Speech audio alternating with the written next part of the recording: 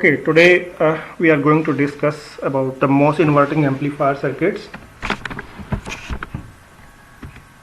Now, before starting the amplifier circuit analysis, we should understand the equivalent circuit, because most of the parameters of amplifiers like voltage gain, input resistance, output resistance, they can be easily calculated if we understand the equivalent circuit of the amplifier circuit.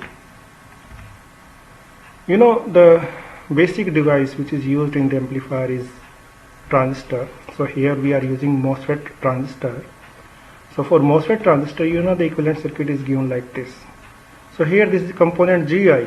So in case of MOSFET circuit, normally this GI is not there because this is open circuit.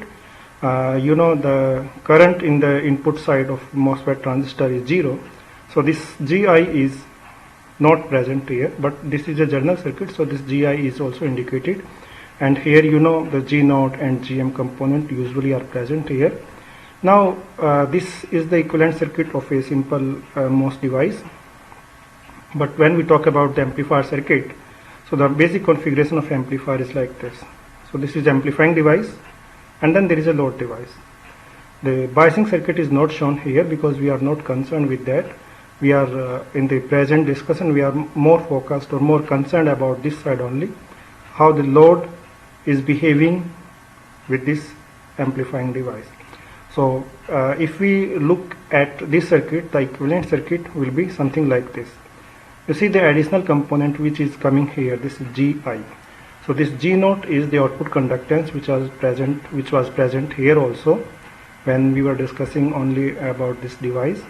And in this circuit also this G0 is there, because this G0 is because of this device, amplifying device. This GI, or you can say this GL, this GL is coming because of this load. So when we do the AC analysis, this part will be grounded and the output component is here. So between output component and ground, the output resistance, or you can say the output conductance of this device is coming in parallel with the output conductance or the conductance of this load, because it will come in parallel with the output conductance or output resistance of this device. So that's why in parallel to this part, so this component is added here, GL, this is the conductance of this load, right?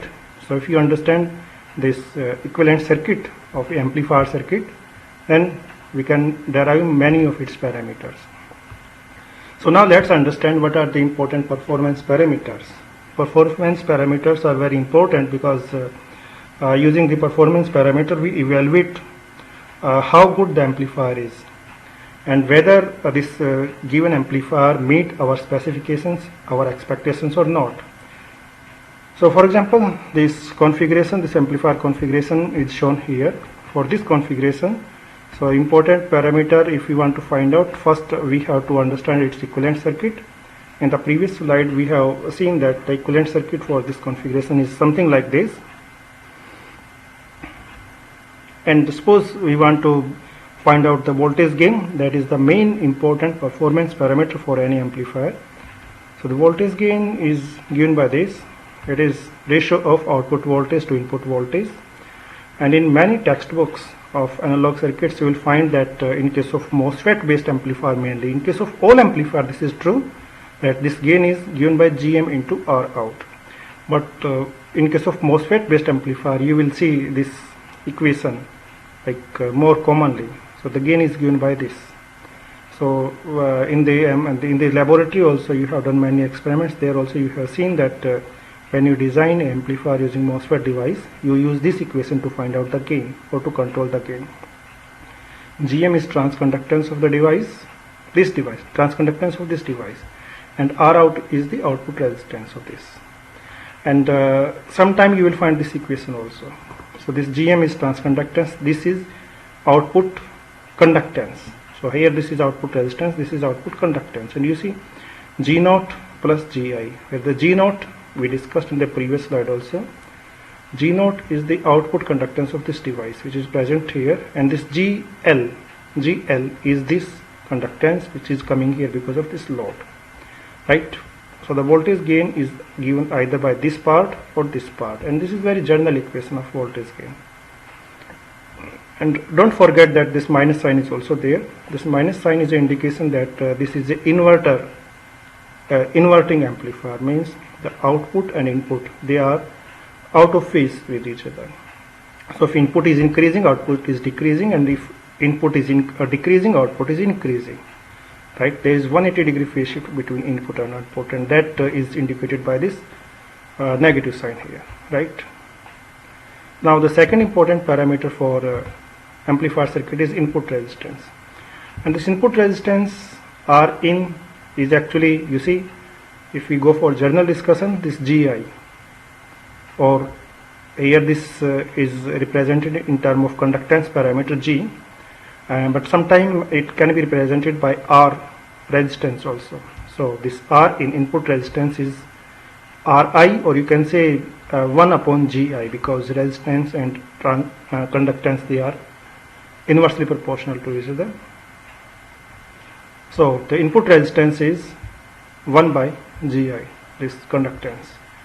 And we talk about output resistance. This is also an important parameter, performance parameter I should say. So this output resistance is given by this part. So this output resistance is resistance between this output terminal and ground. And from this equivalent circuit you can see, since these parameters are represented in terms of conductance, so we have to find out the net conductance here. Net conductance is sum of these two. So if we represent them as a resistance, then the parallel combination will be given in a different way. But since they are represented in terms of conductance values, so the total conductance will be sum of these. So the resistance will be inverse of total conductance. So total conductance is G naught plus GI, or GL, you can see. Now the total conductance will be sum of these two. So the total resistance will be inverse of this conductance. And if we represent them by R values, R naught and RL, then the parallel combination will be given by this parameter. So depending whether they are represented in terms of R values or in terms of G values, we can select whether this output resistance will be given by this or by this. Right? And from here you can see this. So this gain is given by Gm into R out, and R out is, you see here, this. So if you put this value of R out here, you will get exactly same. So now you may have better understanding the how we got this. Now the fourth important parameter in case of amplifier is frequency response. It is very important to understand the frequency response, because the bandwidth we have to understand, the range of frequencies in which the amplifier is doing the amplification, and for that purpose we have to understand what are the components which controls the frequency response. So in this circuit, in this equivalent circuit here, so we have not shown these capacitive components, but when we go for frequency response, we have to include those components also which decides its frequency based behavior. So that's why these capacitive components are placed here, right? So three capacitive components have been added here. One capacitive component is like here, C2. This is between this output node and ground, right? And the second capacitive component is output node to input node, and that is C3. This capacitive component have been added here. And the third capacitive component is between input voltage, input terminal and ground, and that is C1. C1, C2 and C3. These three capacitive components have been added here in order to understand its frequency based behavior. So from the textbook you can find out how these capacitive component and other components together gives you cutoff frequency, this 3 decibel cutoff frequency, and this is basically upper cutoff frequency. So that upper cutoff frequency is given by this formula. Its derivation have been discussed in the earlier classes. So it gives it is based on G2. G2 is the net output conductance. So the overall conductance on the output side, G2, or you can say this G2 is G naught plus GL, this sum of these two. Net output conductance, so it is represented here in this equivalent circuit as R2, but instead of R2 we are using the G parameters, so it is written as G2 divided by C2 plus C3. These two capacitive components, this capacitive component and this capacitive component, means the capacitive component between output terminal and ground and the capacitive component between output and input terminal. So only those two capacitive components which are connected to your output terminal, they are used. Third capacitive component which is connected to input and ground, so that is not playing any role in the upper cutoff frequency. So this formula will give you the value of upper cutoff frequency or upper 3 decibel frequency. And if we know this frequency, we can have some idea about the bandwidth of the amplifier, that is the range of frequencies within which this amplifier will give you constant gain. So these are 4 important performance parameters which we can use to evaluate the performance of amplifier.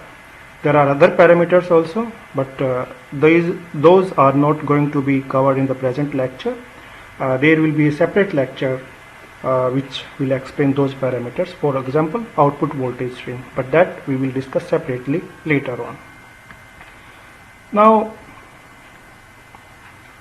after having understanding of these basic performance parameters, we move forward, and now we are going to the main topic. Till now we were discussing some fundamentals about the amplifiers. Now we are going to the main topic, inverting amplifier. So first we will see what are the various types of inverting amplifier.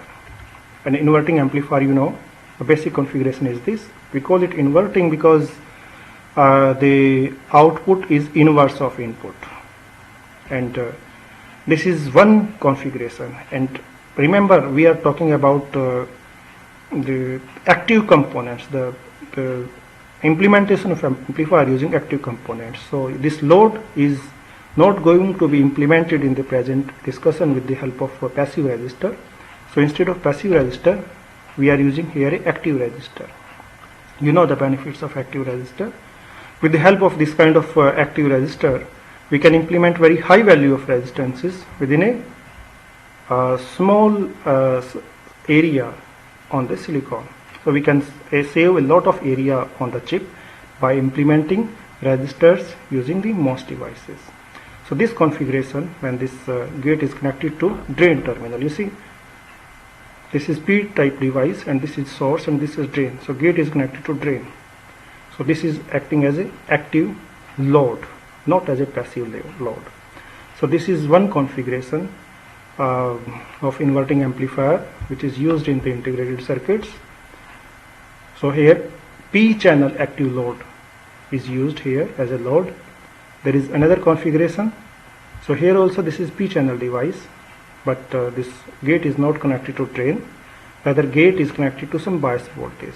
So when it is connected in this mode, so this bias voltage will decide how much current will be there here. So this device will act as a current load, or you can say this device is acting as a constant current source. So you see the load achieved by a constant current source. So we will have a separate discussion about this kind of configuration. So both these circuits, both these configurations are a type of class A amplifier. So you know what is the meaning of class A amplifier. So class A amplifier means in the load resistance, this load component M2, so the current is flowing during the entire signal range. So the current is flowing through this device during the positive half cycle as well as during the negative half cycle, because the biasing is done in such a way that operating point is in the center of load line. So positive cycle or negative cycle doesn't matter, current will flow here in the circuit. So that's why these amplifiers are known as class A amplifier. There is another kind of configuration which is called push-pull amplifier. That will also be discussed in the coming lectures.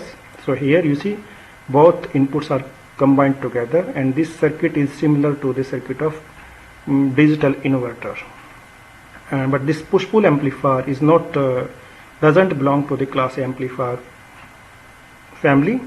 It's class B or class AB type amplifiers are there, and because the current in these devices are not flowing for the entire period of the input signal. So anyway, we will have separate discussions or detailed discussions about this push pull amplifier in the coming lectures, and today's lecture will deal with this configuration, and here we can call it like active P channel load, a inverting amplifier with active P channel load. This is P channel device and this is active resistor configuration. So our discussion will focus on this circuit only. Okay, now we will have more detailed discussion about active P channel load based MOS inverting amplifier. You see, this is basic amplifier configuration, and this is implemented on the silicon chip in this kind of configuration. You see, active P channel load is used here. Now we have to understand how this circuit will work as an amplifier and what is happening in different signal ranges in these devices. So so our purpose here is first to understand the transfer curve. Transfer curve means when the input signal is applied here, so how the output is changing. Transfer curve means we are applying some input signal and we are changing this from very low to very high, and we are studying the response of output voltage as a function of change in the input. And I am saying it will be changed from very low to very high. Very low means the voltage VSS is the most negative voltage in the circuit, and VDD is most positive voltage. So the input voltage will be varied from VSS to VDD. This VSS may be 0 or maybe some negative value. In the present discussion, this is going to be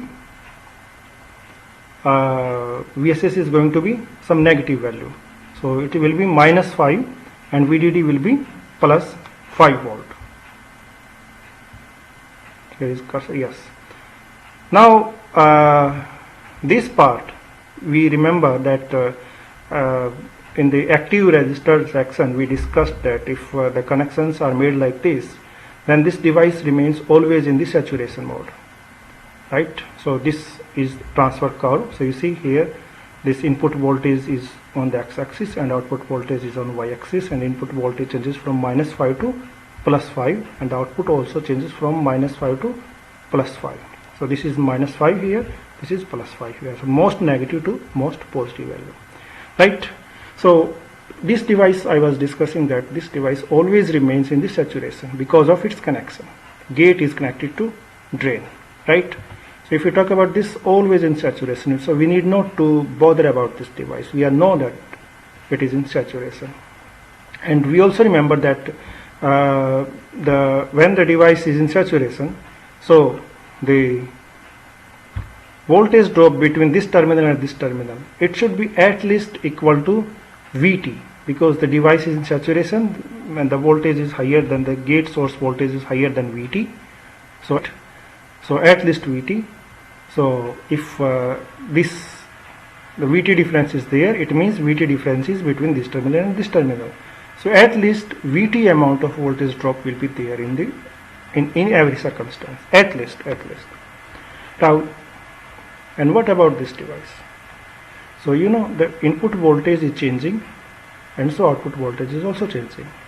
So depending on the situation of input voltage and output voltage, this device may be in cutoff region, in saturation, or in the linear region. So you can see from this transfer curve. So M1 here is in off state, here it is in saturation, and here it is in ohmic. And nothing is mentioned about M2 device because M2 is always in saturation if gate is connected to drain. Remember, if gate is connected to drain, this device is always in the saturation, right? Now let's come to this device again. When the input voltage is lowest I told you -5, because this most negative voltage is -5. We will start from this If it is something like minus 5 volt, now potential difference between this terminal and this terminal, gate and source, voltage is 0, because this is minus 5, this is minus 5. Both are at same potential. So VGS is 0. So this device is in the off state because VGS is less than 0.7 volt. So here 0.75 is the threshold voltage of this device. You can see from these model parameters and MOS device, this VTO is 0.75. So VT for this device is 0.75. So if here it's minus 5 volt, here minus 5 volt, 0 volt, less than VT, so device is in the off state. So the device will go in the on state only when this input terminal is at higher potential as compared to this VSS. And how high? 0.75 more as compared to VSS. So if this is minus 5, so 0.75 more means this potential should be something like, you see here, 4.25. So when this voltage becomes 4.25 minus 4.25, at that time this potential is higher as compared to this potential, and this difference is 0.75 or more, then the device goes into on state. You see here, so when this input voltage becomes minus 4.25, so this is minus 4, then the device goes into on state. So as long as V minimum is less than VSS plus VT, so this is VSS plus VT, right? As long as this voltage is less than this device is going to stay in the off state. When this input voltage becomes equal to or higher than this, device goes into on state. And on state means in ohmic region or in saturation region. That depends on this voltage. You see, when here voltage was minimum, right, at that time, like here, the device was in the off state, there was no current here. So the output voltage, how much is the output voltage? The output voltage is VDD minus voltage drop across this. So during that time when no current was flowing, the voltage drop here was equal to VT. So I just explained to you that this gate is connected to drain. So VT amount of potential difference is here. So if VT amount of potential difference is here, then VT is voltage drop here, because gate and drain are same. VGS is equal to VDS, right? So at that time 0.75 voltage drop was here. So voltage at this point was 5 minus 0.75. So that means 4.25. So voltage here is not 5 volt, it is 4.25, something like here, because VT amount of voltage drop is there, right? So you see this situation, now the voltage here is very high, of course not equal to VDD, right, but it's high. So the device in the beginning is going to be in the saturation mode. The device had just started conducting and this voltage is high, so this DS is greater than VGS minus VT, right? And it means the device is in saturation region. So how long the device is going to remain in the saturation region? So this, when VDS1 is greater than VGS minus VT, in that case device is in saturation. So this VDS you can put here like V out minus VSS. This VDS drain source is V out minus VSS, and VGS is V in minus VSS, V in minus VSS minus VT1. So here this VDS1 is replaced by V out minus VS, VGS1 is replaced by V in minus VSS. VSS cancel. So this is the condition. Or you can say this, you can clearly see if this output voltage is greater than V in minus VT, the device will remain in the saturation. And this condition is satisfied here. You see, this line is drawn here, and this line is, you can see here, this is V out equal to V in minus VT1. So if our output voltage is above this, it means we are satisfying this condition. Our V out is greater than V in minus VT. This line is Vn minus VT, right? This is Vn and this is Vn minus VT.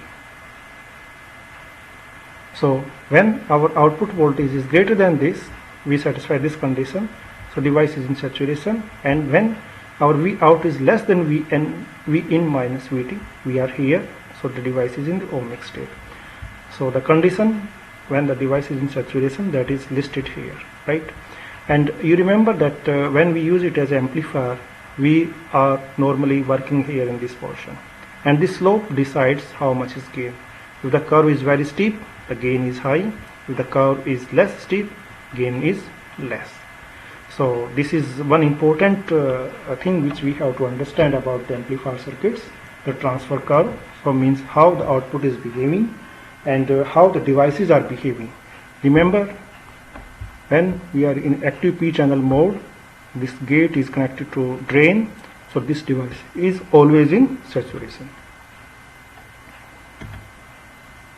Now we have to understand the other parameters, performance parameters of this circuit, like voltage gain, input resistance, output resistance, but for that we have to understand its equivalent circuit. So the basic configuration of amplifier, we know this kind of equivalent circuit is there for basic configuration of amplifier circuit. Now for this active P channel load, for this kind of configuration, you know the circuit will be something like this. So this is the equivalent circuit of this M1, and this is equivalent circuit of M2. So for AC analysis, you know that this VDD will be grounded, DC sources are short circuited, so this is grounded, it's 0, going to ground, you see here like this. So it can be redrawn something like this. The input side as it is, you see, open circuit, because this is MOS device, and these components, these two are because of this M1, and these two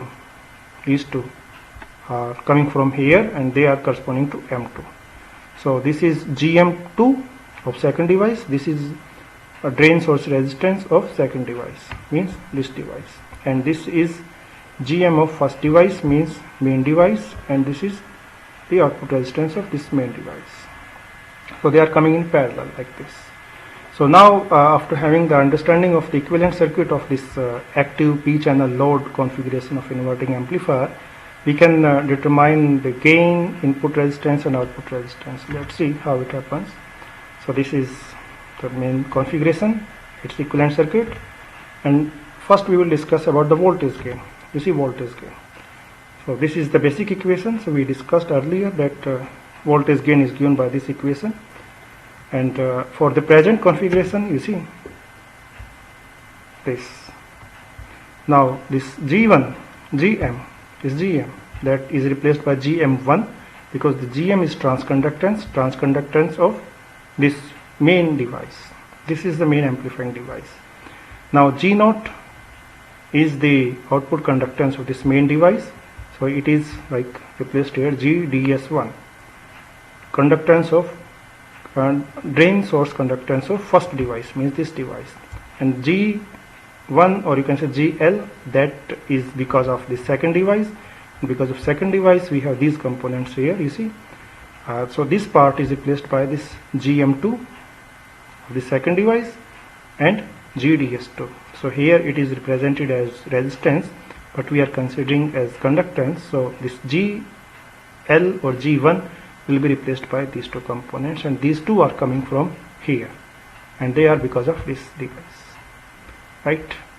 And if you see the values of GDS and GM, you will find that these values, this conductance, drain source conductance, and this drain source conductance, they are very small as compared to GM2.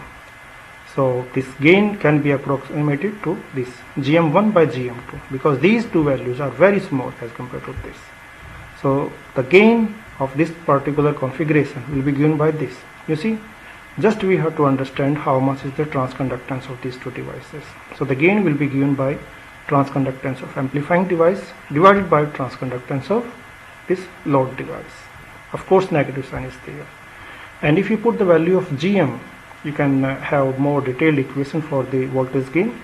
GM, you know, is 2k prime W by L square root multiplied by ID into square root. If you put these values of GM here, under root 2 will cancel because that is constant, and under root ID1, under root ID2 will be there, but these two devices are connected in series, so ID1 and ID2 are same. so that component will also cancel. So finally we will get only this thing, right?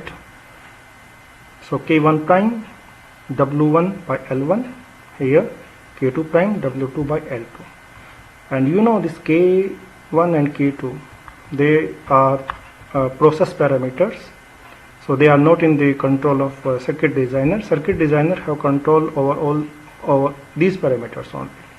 So you can say if you are going to use this kind of amplifier circuit, means inverting amplifier with active P channel load, in order to control gain, what you have to control, you just have to control the W by L ratio of these two devices. So you just adjust this or this and you can control the gain. So you need not to worry about the GM values, you need not to worry about the resistance, just WL values of these two devices will give you the gain, right? So it is very easy, it's not difficult. So the circuit look difficult, but practically using this circuit is not going to be that much difficult. It is very convenient and it's more fun. Now this is the equation of voltage gain. Now other parameter like input resistance, that is input, because there is no current possible in case of MOS device. So this input side here you see is the open circuit, so input resistance is infinite. And when we talk about output resistance is the combination of these factors. So all these factors, GDS1, right? So here it is shown RDS1, but here we are talking in terms of conductance, so GDS1, then GDS2 of this device, and GM here. So all these things will come here. So all these parts, so the combined effect of all these will give you the output conductance. So output resistance is inverse of net output conductance. And again the same logic which we used here, GDS1 and GDS2 are very small as compared to GM. So here also these two are very small as compared to GM. So we will get only 1 by GM2 here because they are very small. So the approximate output resistance is the output conductance of like inverse of output conductance of this device. So only this conductance will give you output conductance, or you can say the output resistance. Now we discussed one approach of finding voltage gain. Now there is another approach that can also be used to find out voltage gain. We will discuss that also for the same kind of amplifier circuit. Transfer curves and circuit diagram is repeated here, and you know that when the device is working here, right, amplifier is within this portion only, within this portion, because here it is off, here it is in ohmic region, so we are only in this region most of the time. So anyway, so when we are using it as an amplifier, so the current in these two devices is same. So if we equate ID1 and ID2, ID1 is current in this device, ID2 is current in this device. So we are writing like K prime W by 2L, then VGS minus VT, and VGS is replaced like VGS is gate source voltage, Vin minus VSS. Same thing we do here, and for the second device. And from here, if you do some mathematical manipulation and if we find out ratio of output voltage by input voltage, because that ratio will give us voltage gain, there is output voltage here, input voltage here. So we rearrange this equation and write it like this, and then we differentiate it, right? We will get the same equation. You see the same equation. If we see the earlier approach of finding voltage gain, that was also like this, and this is also giving the same thing.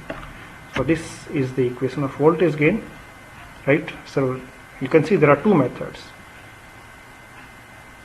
You can use either of the method, but for examination point of view, you have to understand both these methods, because anyone can be asked in the exam.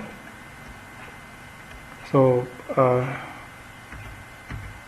okay, so the three parameters, important parameters we have covered: voltage gain, input resistance, output resistance, and voltage gain using two different approaches. Now the fourth important parameter, frequency response, and we discussed that for frequency response we have to consider the capacitive components also, because they are the deciding factor for the frequency response and for the cutoff frequency. And this was the equation for the upper cutoff frequency. In the earlier slides we covered it. Now you can see from this equation, so if you want to find out the cutoff frequency, we should understand how much is G2 and how much is C2 and C3. C2 is capacitance between output terminal and ground. So here you see most of the capacitive components are shown. These are parasitic, they are not visible in the circuit because these components are parasitic components, and some of these components are present inside the device. They are like internal components. So the C2 and C3 we can find out. C1 is also listed, but as we are not going to use the C1 in this equation, so we may skip it. The C2 you can see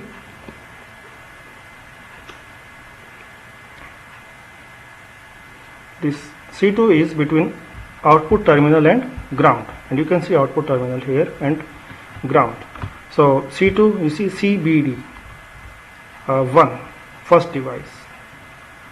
This is drain terminal of the first device. So output terminal is actually drain terminal. Drain and bulk, this capacitance is shown here. And if you remember the internal architecture of MOS device, this bulk and drain capacitance means they are the junction capacitance which are formed below the drain region, and it depends on how much drain voltage we are applying. Because it's junction potential, junction capacitance. Now another capacitance which is connected associated with this output terminal is gate source 2, like you see here. So this output terminal is connected to this input gate voltage and gate source capacitance, and this gate source capacitance is represented here. This is source of the second device, and this it's grounded for AC purpose. This is grounded. So this output terminal and this is ground terminal. So this potential is also between this output terminal and ground terminal. So this GS2 is listed here. Then CBD2. You see this is drain. So drain of this device and bulk. So drain and bulk of this device already have been covered. Drain and bulk device, bulk capacitance. Drain to bulk capacitance of this second device, that also is considered here. And this last one is gate to bulk capacitance of second device. So this is gate and gate to bulk capacitance. That component is not shown here, but that is also present here, gate to bulk capacitance, because the gate is also connected to output terminal. So we are considering all the capacitances which are connected between output terminal and ground.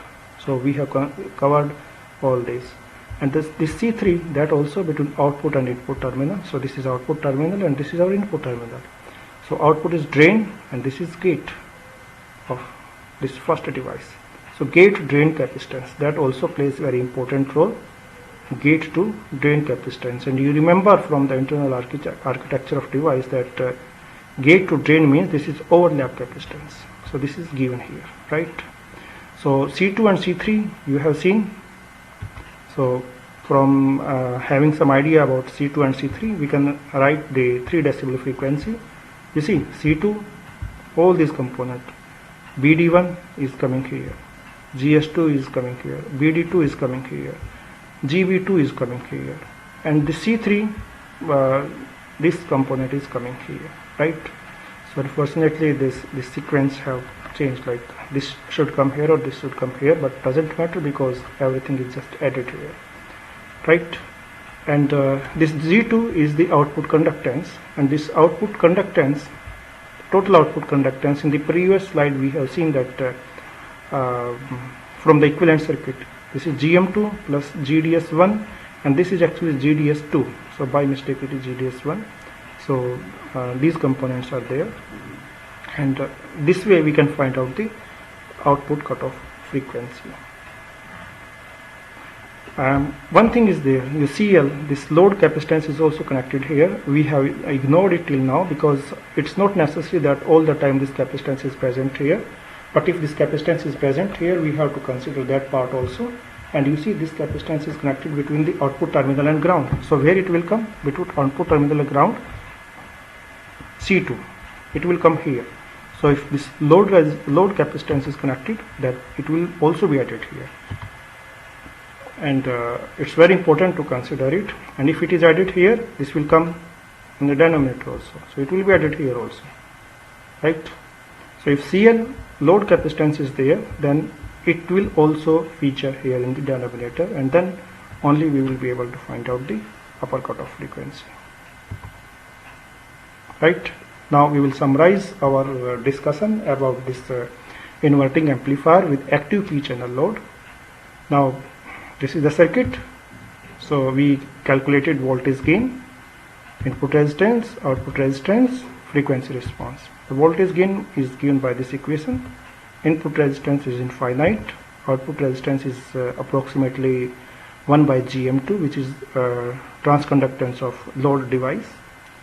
Right? Just by finding the transconductance of load device, we can find out its output resistance, and the frequency response is given by this equation. The CL is again missing here because that is optional. It depends on the situation whether load resistance is present there or not there. And equivalent circuit that we discussed, and transfer curve we discussed. So this was all summary of our discussion on the amplifier circuits by using active P channel load. So that way we have covered this discussion, and in the next class, you see, in the present class we discussed this configuration, active P channel load, right? In the next class we will discuss this, and in the next class this discussion is not going to be this much long because most of the things we have covered here. So maybe in 3 or 4 slides at the most we will finish this discussion. So this current source as a load, you see, this gate is not connected to drain, so this is simply current source because we will apply some voltage here, and that voltage will decide how much current is there, right? So current source as a load, that will be discussed in the next class. And with this, thank you very much, and share your experience with me so that in the coming lectures I can make it more explanatory as per your convenience. Thank you very much. Thank you.